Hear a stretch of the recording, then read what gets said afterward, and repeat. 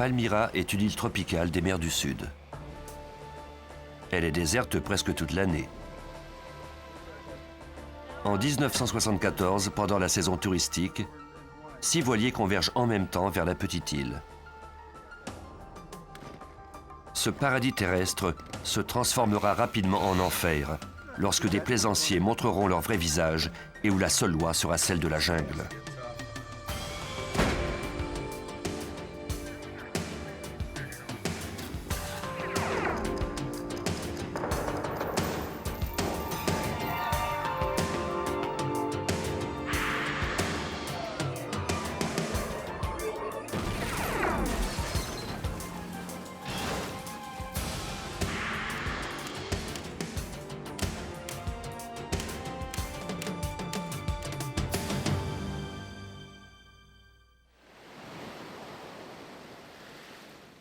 L'atoll de Palmyra est situé dans le Pacifique Sud.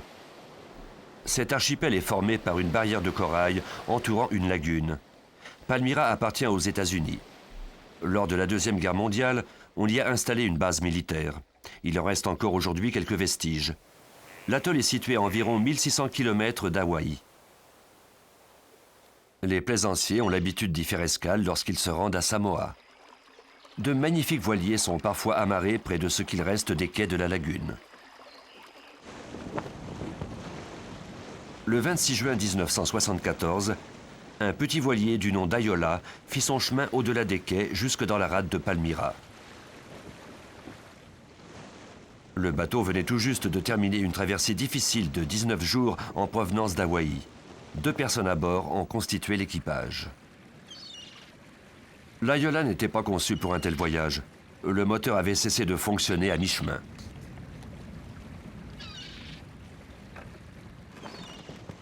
L'équipage avait peu d'argent et seulement quelques provisions. Ils prévoyaient se nourrir des fruits de l'île pour quelque temps. Des amis à eux avaient accepté de leur apporter des provisions en échange de plants de marijuana qu'ils comptaient cultiver à Palmyra.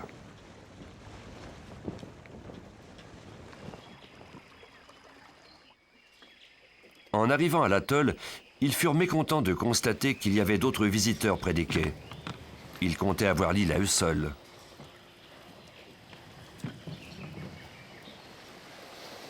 Lorsqu'ils atteignirent la terre ferme, un comité d'accueil leur souhaita la bienvenue. Ce n'était pas du tout ce à quoi ils s'attendaient.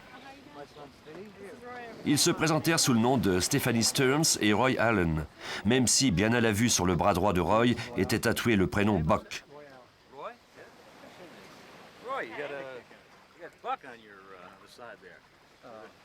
Lorsque l'un des plaisanciers lui en fit la remarque, Stephanie répondit que Buck était son surnom. Un autre bateau s'engagea bientôt dans le canal. Le magnifique ketch de 38 pieds s'appelait le Seawind. Quelques instants plus tard, les nouveaux arrivants accostèrent.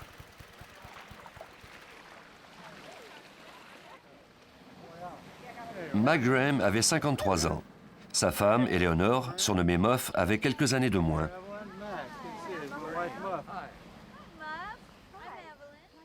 Comme Roy, le couple fut surpris de trouver autant de gens sur une île présumément déserte et où ils avaient prévu de passer une bonne partie de l'année.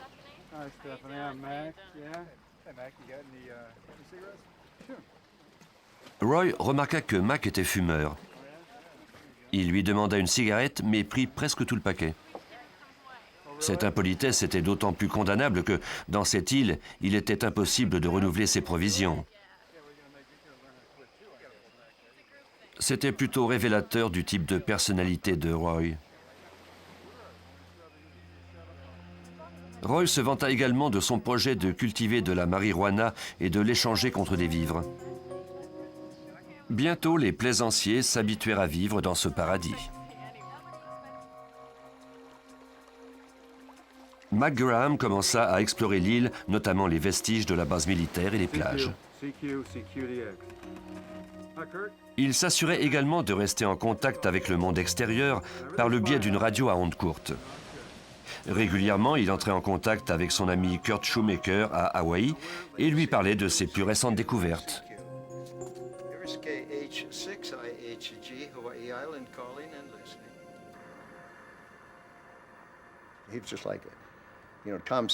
Il était comme un Tom Sawyer sur le Mississippi. Il me racontait ses activités de tous les jours. Il partait en excursion seul avec sa machette dans la jungle et il explorait le terrain. Pour Roy et Stephanie, la situation n'était pas aussi rose. Roy avait découvert que l'île était l'endroit idéal pour la culture de la marijuana. Mais la vie à bord du Ayola était difficile. Le bateau était petit, humide et inconfortable. De plus, Stephanie et Roy avaient épuisé leurs provisions. Ils commencèrent à offrir certains de leurs biens aux autres plaisanciers en échange de nourriture. Les Graham étaient des hôtes généreux. Ils reçurent la plupart des autres plaisanciers à bord du Seawind. Tous les mirent en garde contre Roy et Stephanie. Mac était cependant un homme affable. Le 5 juillet, 2 semaines après son arrivée, et longtemps après que tous les autres vacanciers soient allés à bord du Seawind, il invita Roy et Stephanie. Ils acceptèrent sans hésitation.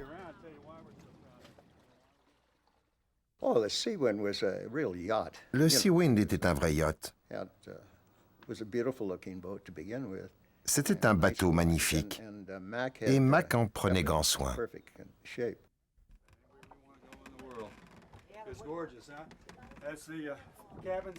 Le Seawind était tout ce que l'Ayola n'était pas. Il était chargé de provisions et il était équipé de matériel de navigation ultra sophistiqué. Il était spacieux et avait navigué sur les mers du monde entier. Stephanie était impressionnée par le confort du Seawind. Elle fut surprise par la taille de la couchette de la cabine avant. Quant à Roy, il semblait maussade. Peu de temps après, Roy en eut bientôt assez de l'exiguïté et de l'humidité du Ayola. Il décida de dresser une tente sur la plage. Stephanie, quant à elle, dormirait sur le bateau. La situation du couple empirait de jour en jour. La plupart des graines de marijuana qu'ils comptaient semer avaient été mangées par les insectes. Palmyra, cependant, ne manquait pas de ressources naturelles comme du poisson, des crabes, des œufs d'oiseaux et des noix de coco. Mais Roy n'était pas doué pour la vie de Robinson Crusoe. Il se servait de son revolver de calibre 22 pour attraper des poissons. De son côté, Mac appelait religieusement Kurt toutes les semaines et lui racontait en détail les mésaventures de Roy et de Stephanie. Ils s'étaient ancrés à l'autre bout de la lagune et se préoccupaient peu des autres. Ils avaient semé de la marijuana en espérant qu'elle pousse. Je crois qu'ils n'avaient pas beaucoup de provisions. À un moment donné, Roy voulait des noix de coco. Il a utilisé une scie mécanique pour abattre un cocotier. C'était plutôt stupide. Mac Graham avait été furieux lorsqu'on lui avait appris la nouvelle. Il adorait l'île et ne tolérait pas l'attitude destructrice de Roy. Un jour, il en parla ouvertement à Roy. Ce dernier se mit en colère et répondit à Mac de se mêler de ses affaires. L'hostilité entre les deux hommes augmentait de jour en jour. Le 13 juillet, Muff Graham écrivit une lettre à sa mère. Elle n'était pas enthousiaste à l'idée de vivre sur une île et la présence de Roy et Stephanie ne faisait qu'empirer les choses. « Chère maman, écrivait-elle, il y a 3 bateaux en ce moment, mais l'un d'eux s'en va. Il va poster cette lettre pour moi.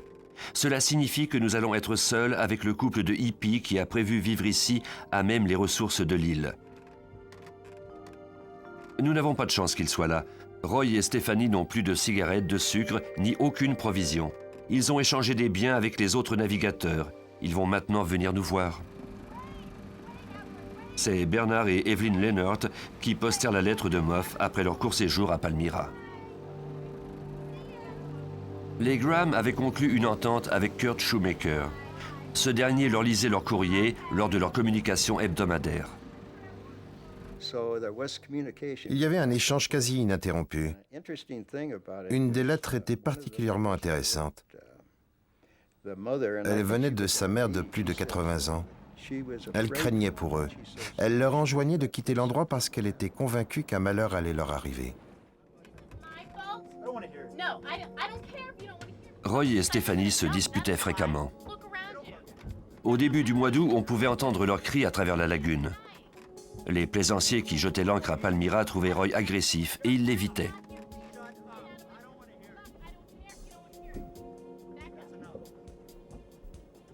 Puis, à la mi-août, un autre bateau fit escale à Palmyra pour quelques jours.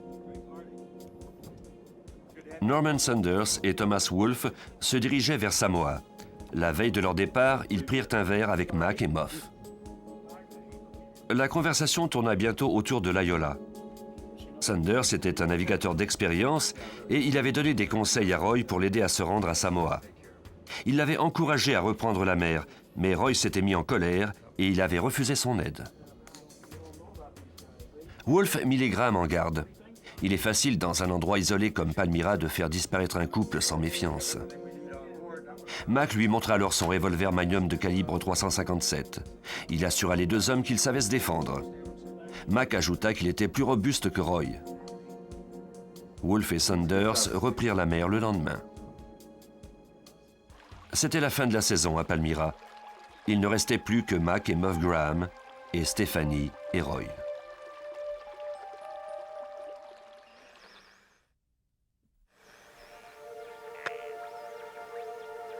Le 27 août, Mac appela Kurt Shoemaker à Hawaï. Les deux couples étaient seuls à Palmyra depuis 10 jours.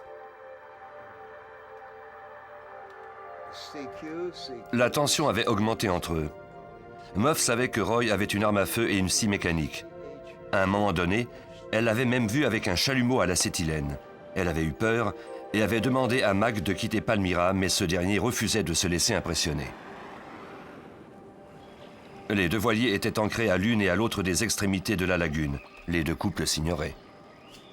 Puis, quelque chose d'inhabituel se produisit. J'étais en train de lui parler quand il a entendu une voix de femme l'appeler. Il se demandait de quoi il s'agissait. Il m'a demandé d'attendre une minute, qu'il allait sortir sur le pont et voir ce qui se passait. Il est redescendu pour me dire que la jeune femme était à bord d'un pneumatique et qu'elle lui apportait un gâteau. Il croyait qu'ils allaient sans doute conclure une trêve. Ce sont les mots qu'il a utilisés. Il a dit qu'il terminait la communication pour voir de quoi il s'agissait. Je lui ai dit « D'accord. Nous devions nous reparler la semaine suivante à la même heure. » Je lui ai recommandé d'être prudent et cela s'est arrêté là. Une semaine plus tard, Shoemaker était à son poste pour la conversation habituelle. Pour la première fois depuis le départ de Mac et Muff de Hawaï, il n'obtint pas de réponse à ses appels. J'étais très inquiet. J'ai essayé d'appeler pendant 20 ou 30 minutes. Quelques jours plus tard, j'ai essayé à nouveau, et de même les semaines suivantes. J'essayais de temps à autre. Puis j'ai compris qu'un malheur était arrivé. Malheureusement, Shoemaker ne parvint pas à convaincre la police. Il envoya donc un de ses amis survoler l'île en avion. Le pilote l'informa que Palmyra était déserte. Il n'y avait aucune trace de l'Ayola et du Seawind, ni aucun signe de vie. J'avais l'intuition que quelque chose s'était produit, que le bateau avait été volé. Et j'en étais même convaincu à cause de tous les incidents dont il m'avait fait part. C'était la conclusion logique de tout ce qui s'était passé. Malheureusement, personne n'a voulu me croire. Shoemaker disposait toutefois d'une ressource, sa radio. Comme il ignorait où se trouvait le Seawind, il demanda à tous les navigateurs qui se trouvaient dans le Pacifique Sud d'être aux aguets au cas où ils apercevraient le Seawind. Les jours passèrent, puis les semaines et les mois, sans que personne ne découvre ce qui était arrivé à Mac et Muff Graham. 2 mois après leur rencontre avec les Graham, Bernard et Evelyn Lennart accostèrent à la marina de Ala-Wai à Hawaï. Bernard remarqua alors un ketch de 38 pieds au profil caractéristique. Bien qu'il ait été repeint, il sut tout de suite qu'il s'agissait du Seawind. Il reconnut également un visage familier sur le pont, celui de Roy Allen. Bernard connaissait les tensions entre les deux couples et il savait également que les Graham avaient disparu depuis un bon moment. Il appela immédiatement les gardes-côtiers. Ces derniers avaient également entendu parler de la disparition du Seawind. Quand Bernard Leonard déclara avoir aperçu sur le pont d'autres individus que les propriétaires, les gardes contactèrent immédiatement le FBI pour qu'une enquête soit ouverte. C'est l'agent spécial Calvin Shishido du bureau du FBI de Hawaï qui répondit à leur appel. Mes enquêtes habituelles étaient autant des enquêtes criminelles que des enquêtes concernant la sécurité ou la vérification d'antécédents. Nos ressources sont si limitées que nous ne pouvons nous permettre de faire des enquêtes très spécialisées. Shishido accepta de rencontrer Leonard et les gardes-côtiers à la marina, même s'il ignorait encore si le FBI avait l'autorité pour intervenir. Les propriétaires du bateau étaient peut-être descendus au port ou peut-être encore avaient-ils vendu le Seawind. Une fois sur les lieux, Leonard lui montra le voilier en question. Il ne semblait y avoir personne à bord. Leonard m'a montré les endroits sur le bateau où l'on avait tenté de faire des modifications. Les plabords avaient été repeints et la plaque où se trouvait le nom avait été retirée. Ensuite, il m'a montré pourquoi il était convaincu qu'il s'agissait du Seawind.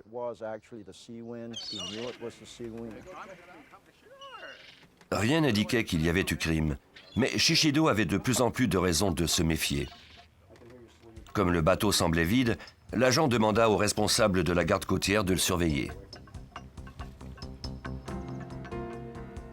Le lendemain matin, Roy et Stephanie furent aperçus à bord d'un canot se dirigeant vers la rive. Le garde appela immédiatement ses supérieurs, qui à leur tour avisèrent l'agent spécial Shishido.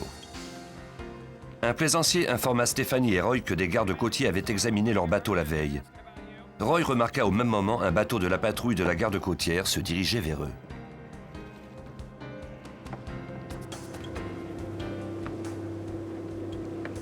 Il prit rapidement la direction du quai le plus proche.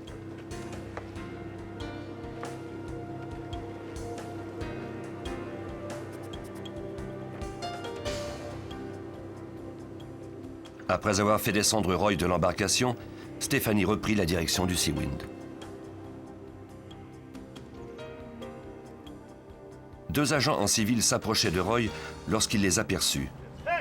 Sans hésiter, il plongea du bout du quai et se mit à nager. Les agents trouvèrent un porte-monnaie sur le quai. À l'intérieur du porte-monnaie, il y avait des pièces d'identité de Roy Allen et une photo. Je crois que c'est M. Leonard qui l'a identifié. Il l'a regardé et il a dit qu'il s'agissait bien de Roy Allen. Pendant ce temps, les gardes côtiers se dirigèrent vers l'embarcation de Stephanie. Elle changea alors de direction pour tenter de rejoindre la rive.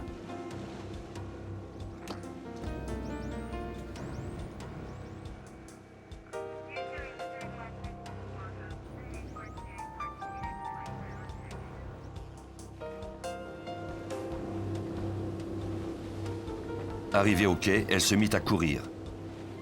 Elle ne pouvait pas aller bien loin.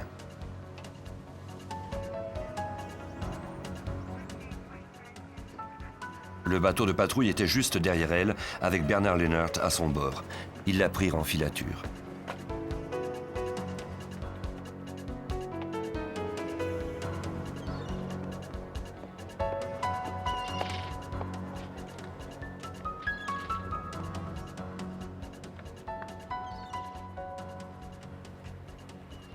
Ils l'aperçurent se précipitant vers l'escalier d'un hôtel.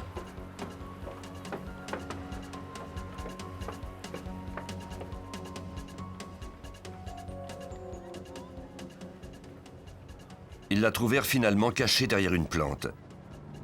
Elle reconnut immédiatement Leonard. On conduisit Stephanie Stearns au bureau de la garde côtière pour l'interroger.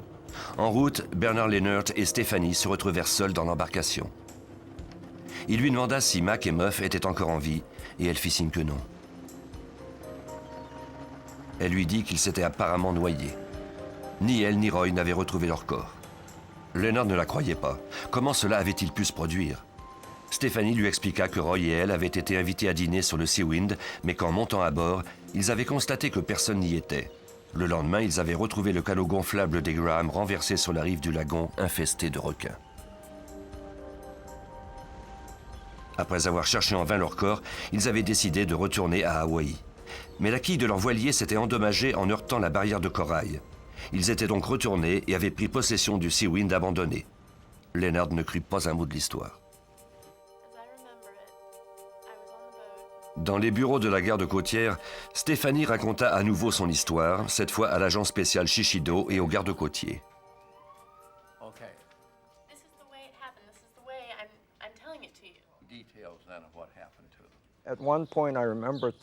Elle n'arrêtait pas de parler, et je lui rappelais qu'elle avait le droit de garder le silence, que tout ce qu'elle disait pouvait être utilisé contre elle, mais elle n'en continuait pas moins de parler.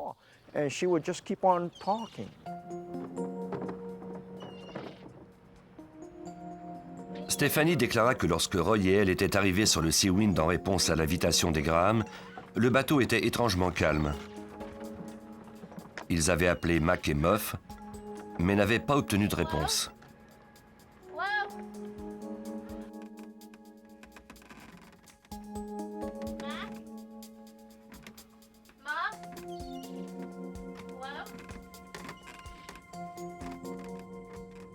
Ils étaient alors descendus dans la cabine, mais il n'y avait personne.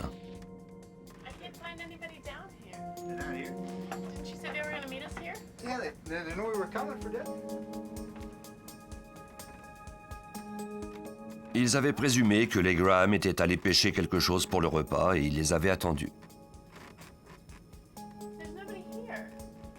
Stephanie et Roy décidèrent de passer la nuit sur le Seawind, convaincus que leurs hôtes reviendraient d'un moment à l'autre.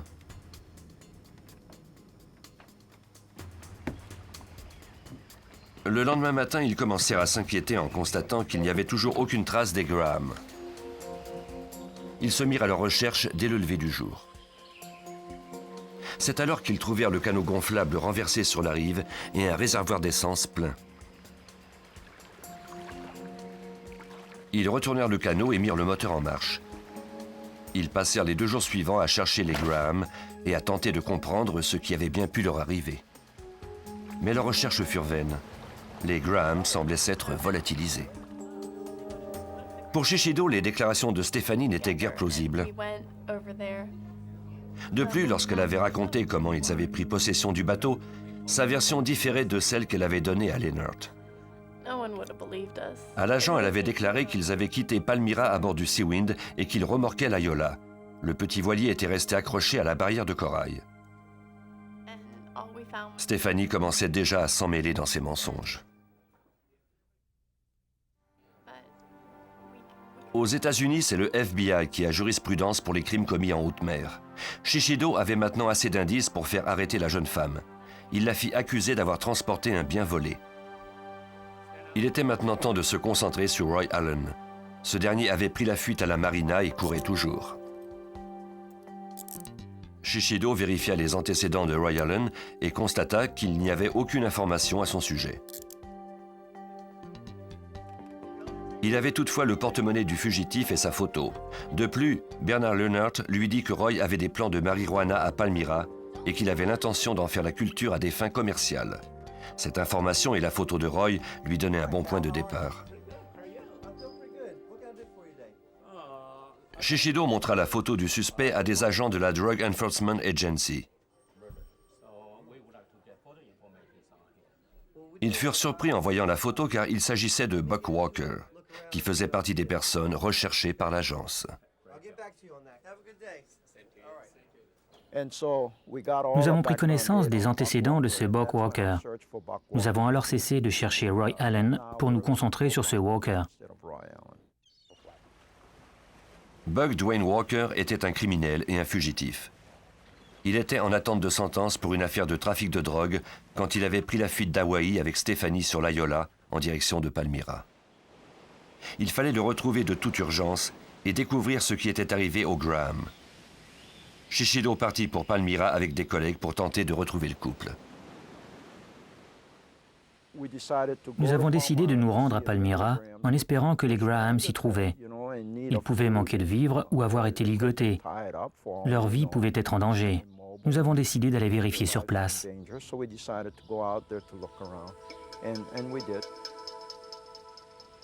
Une fois sur l'île, ils trouvèrent les vestiges du campement de Buck Walker. Ils examinèrent les lieux soigneusement et prirent plusieurs photographies. Il n'y avait aucune trace des Graham. Shishido fit toutefois quelques découvertes intrigantes.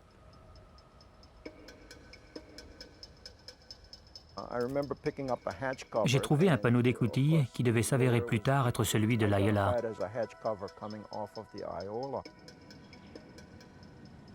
Ce panneau est très important.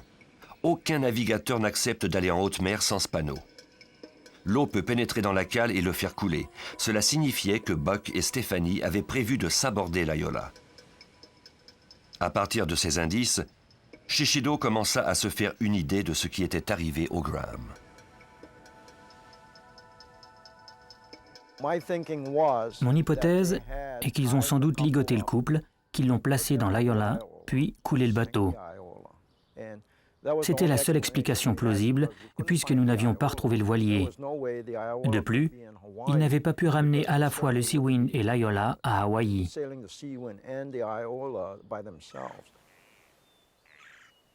Une autre chose dans l'ancien entrepôt de la marine retint l'attention de Shishido.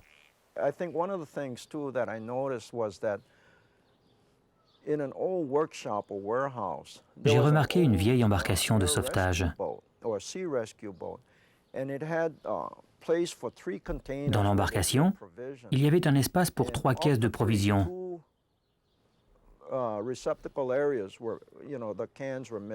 Une de ces caisses était bien là, mais les 2 autres manquaient.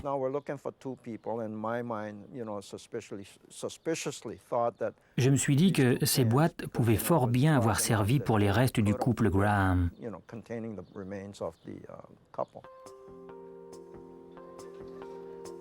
Pendant ce temps, les recherches pour trouver Buck Walker se poursuivaient.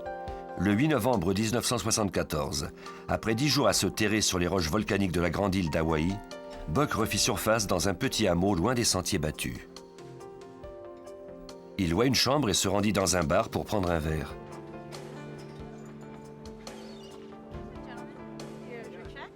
Au même moment, de l'autre côté de la rue, 2 agents de police en uniforme étaient en train de manger. En réglant la note, ils montrèrent la photo de Buck Walker à la serveuse. Cette dernière déclara que l'homme venait tout juste de sortir du restaurant où il était venu pour boire un verre. Elle lui avait dit d'aller au bar de l'autre côté de la rue.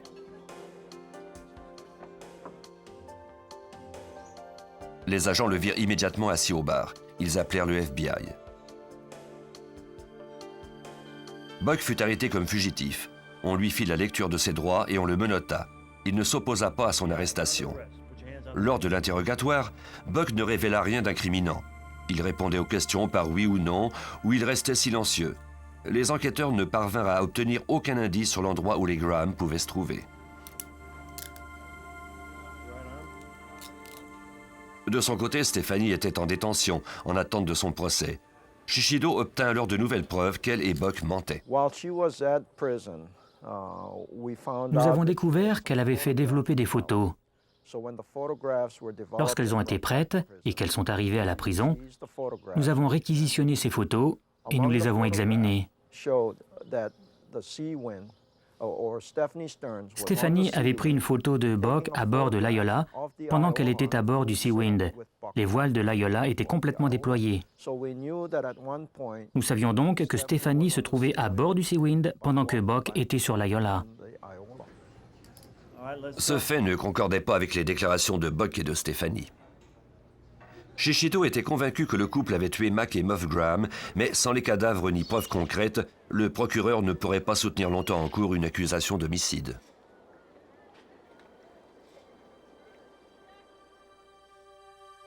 Buck Walker et Stephanie Stearns furent accusés d'avoir transporté un bien volé. Le méfait était assez évident. On les avait surpris en possession du Seawind à Hawaï, et ils avaient essayé de plusieurs façons de modifier l'apparence du voilier. Buck avait enregistré le bateau à son nom comme s'il l'avait lui-même construit. Ils furent tous deux trouvés coupables. Buck Walker eut une sentence de 10 ans de prison suite à sa condamnation antérieure pour trafic de drogue et une autre sentence de 5 ans pour le vol du Seawind. Stephanie Stearns fut condamnée à 2 ans de prison pour complicité. Le 21 janvier 1981, Robert et Sharon Jordan, un jeune couple d'Afrique du Sud, visitaient l'île de Palmyra. 7 ans s'étaient écoulés depuis la disparition de Mac et Muff Graham. Un après-midi, en se promenant sur la plage, Sharon fit une découverte troublante.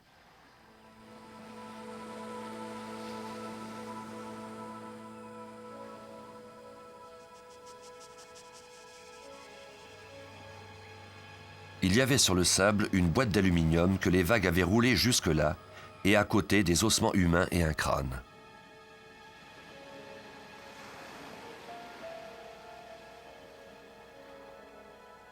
Une montre-bracelet entourait un os. Elle connaissait l'histoire de la disparition de Mac et Muff Graham et avisa immédiatement la garde côtière de sa découverte. Lorsque Shishido apprit la nouvelle, il demanda aux gardes-côtes de retenir le couple qui avait trouvé les ossements jusqu'à son arrivée. J'étais très excité quand j'ai entendu ça. Je me disais que ces ossements étaient forcément ceux des Graham. J'avais l'espoir que l'affaire aboutirait enfin.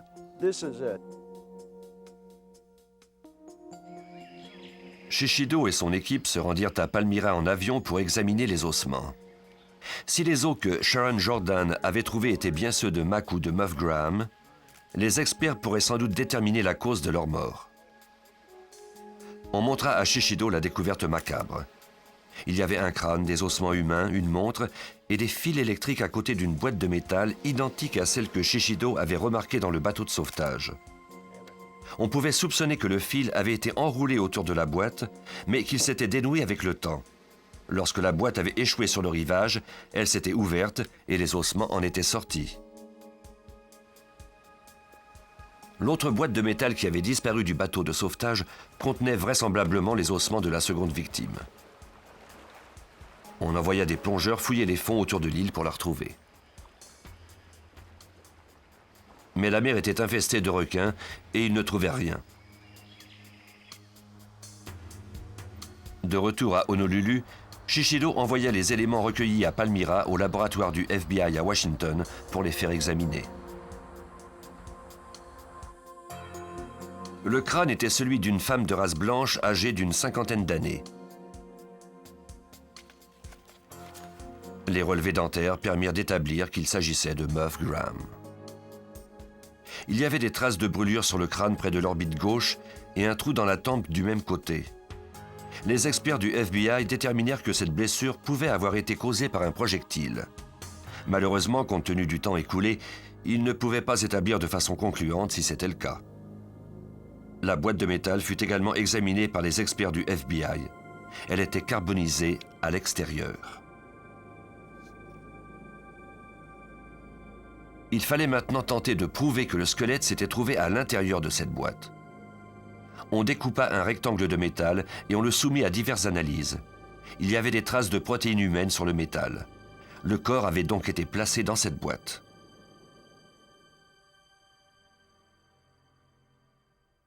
Comme Shishido l'avait soupçonné, Muff Graham n'était pas morte noyée. Elle avait été assassinée. Le FBI croyait maintenant disposer d'assez de preuves pour faire accuser Buck et Stephanie d'homicide. Stephanie avait terminé de purger sa peine pour le vol du Seawind. Elle était maintenant employée de bureau en Californie. Elle fut arrêtée et mise en détention provisoire. Buck Walker était toujours en prison, du moins c'est ce que Shishido croyait. Lorsque j'ai envoyé des agents à Washington pour que Buck Walker ne soit pas libéré sans mon consentement, j'ai appris qu'il s'était échappé. Je me suis dit que nous serions obligés de recommencer à faire des recherches pour le retrouver. Nous avons alors découvert qu'une seule femme était venue lui rendre visite, et cette visite avait eu lieu la veille de son évasion. La police se mit sur la piste de la femme. Sa voiture était garée devant un motel de Yuma au Nevada. Les agents du FBI surveillèrent les lieux. Buck et un autre homme sortirent de la chambre de motel et s'approchèrent de la voiture. Les agents étaient prêts à passer à l'action. Buck Walker était armé et considéré dangereux. Il était recherché pour meurtre et évasion.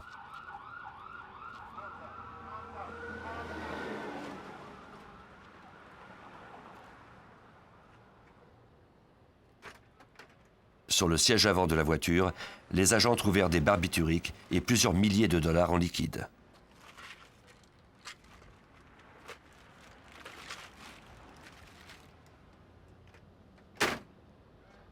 Buck Walker fut arrêté et accusé du meurtre de Muff Graham. Stephanie Stearns fut également arrêtée et accusée. Ils auraient droit à 2 procès différents.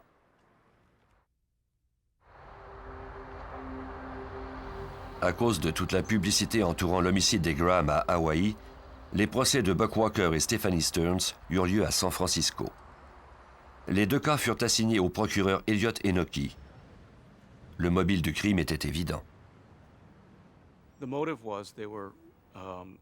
Leur bateau n'était pas conçu pour naviguer en haute mer. Le seul autre couple sur l'île s'apprêtait à partir. Ils n'avaient pas de provisions et ils ignoraient à quel moment un autre bateau arriverait.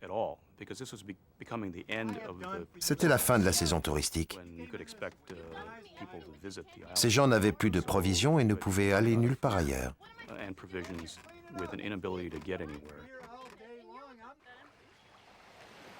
Il serait facile de démontrer que Buck et Stephanie avaient eu l'occasion de tuer les Graham, mais d'abord, Enoki devait prouver que Muff Graham avait été assassiné. Il devait également enlever toute crédibilité à Buck et Stephanie en prouvant qu'ils avaient menti en affirmant que les Graham s'étaient noyés. Enoki commença la reconstitution de l'affaire. De son côté, Shishido tentait de parer les coups et de neutraliser les arguments de la défense. Le FBI avait déjà découvert la présence de protéines humaines dans la boîte de métal, mais les ossements avaient été trouvés à côté. Le procureur voulait prouver que c'était bien ces ossements qui s'y étaient trouvés. De cette façon, il démontrerait incontestablement que Muff n'était pas morte noyée comme Buck et Stephanie l'avaient affirmé. Il appela Boyce Stevens, le médecin légiste en chef de San Francisco.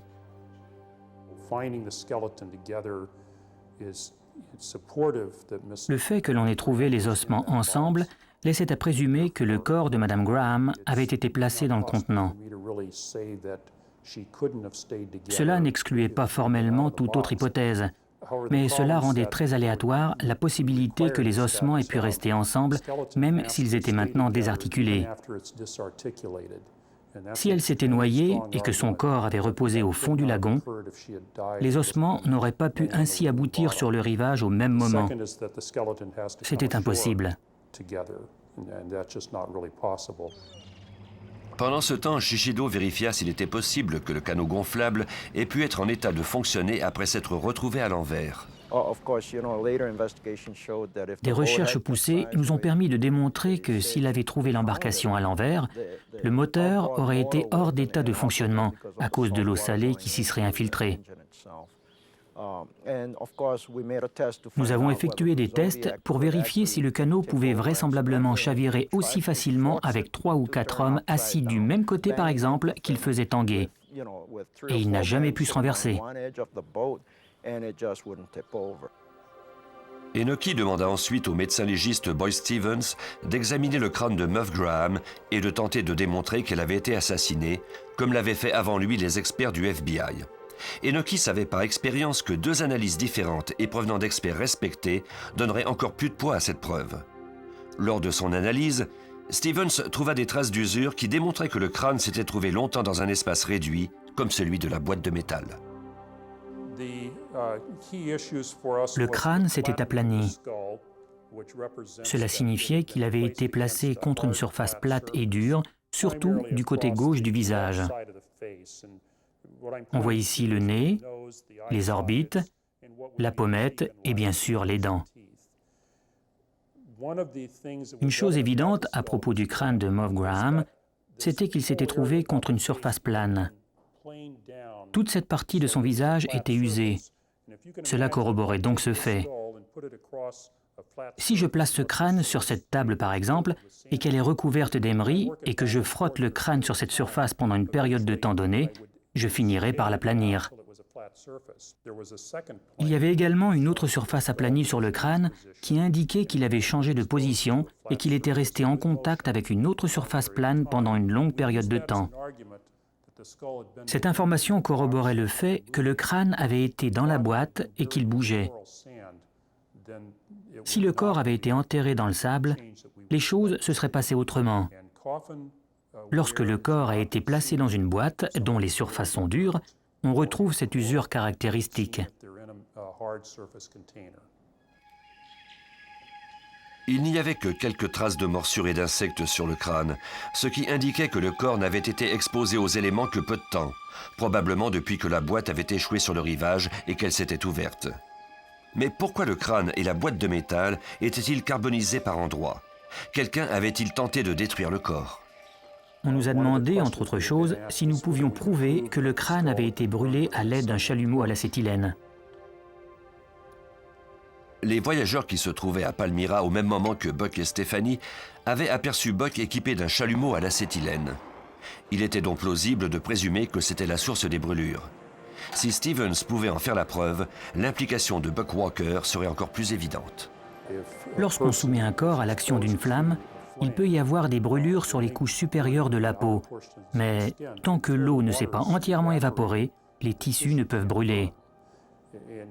Il y a donc une période de temps au cours de laquelle l'eau atteint son point d'ébullition, puis d'évaporation, avant que les tissus comme tels brûlent. Avec un chalumeau à l'acétylène, la température est plus élevée et les tissus peuvent brûler très rapidement. Les marques sur le crâne indiquaient clairement qu'on avait utilisé une source de chaleur intense. C'était une preuve de plus que Muff avait été assassiné. On était donc en présence d'un homicide. On fixa une date pour le procès.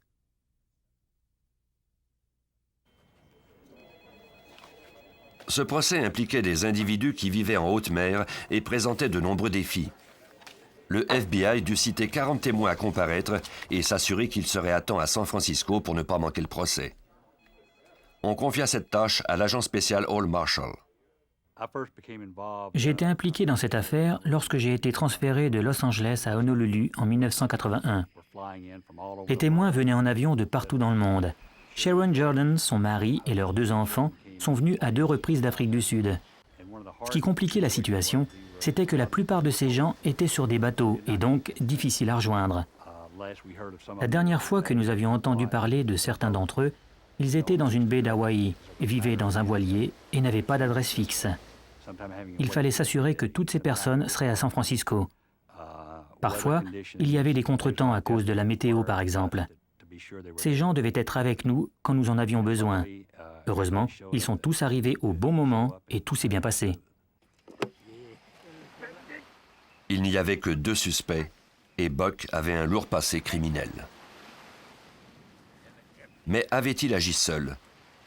Quel rôle Stephanie avait-elle joué? Stephanie était la dernière personne connue à avoir été en contact avec les Graham le jour où elle leur avait apporté un gâteau. Elliot Enoki croyait qu'elle avait un avantage sur Buck. Stéphanie pouvait faire retomber tout le blâme sur Buck. Elle ne l'a pas fait, elle, directement, mais son avocat l'a fait dans sa façon de mener sa plaidoirie. Sous ce rapport, elle avait donc un avantage certain sur Walker. Ce dernier aurait-il tenté la même chose qu'il aurait eu beaucoup plus de difficultés à réussir son coup, à cause des circonstances du crime et des personnes mêlées à cette affaire. Ses antécédents criminels pesaient très lourdement sur lui, contrairement à elle. Et le simple fait qu'il tuait des poissons à l'aide de son revolver était très révélateur du type d'homme qu'il était. L'autre avantage de Stephanie, c'est d'avoir témoigné à son procès. Elle a donc pu affirmer en personne qu'elle n'était pas impliquée dans cet homicide. Ainsi, son avocat avait toute la latitude pour déclarer que c'était Walker qui avait eu l'occasion et pris les moyens pour commettre ce meurtre.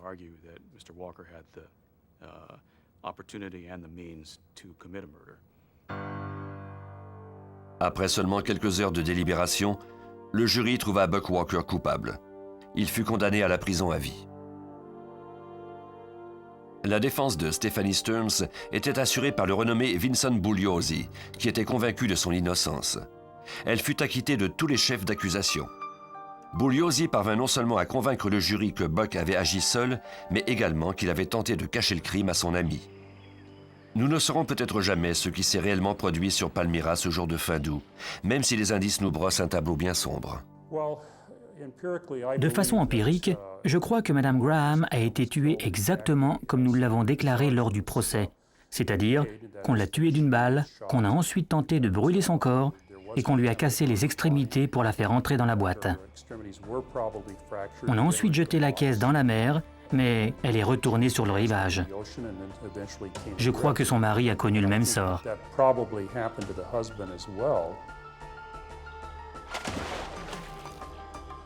On ne retrouva jamais le corps de McGraham. Les enquêteurs sont toutefois convaincus qu'il se trouve dans l'autre caisse, celle qui n'a jamais été retrouvée.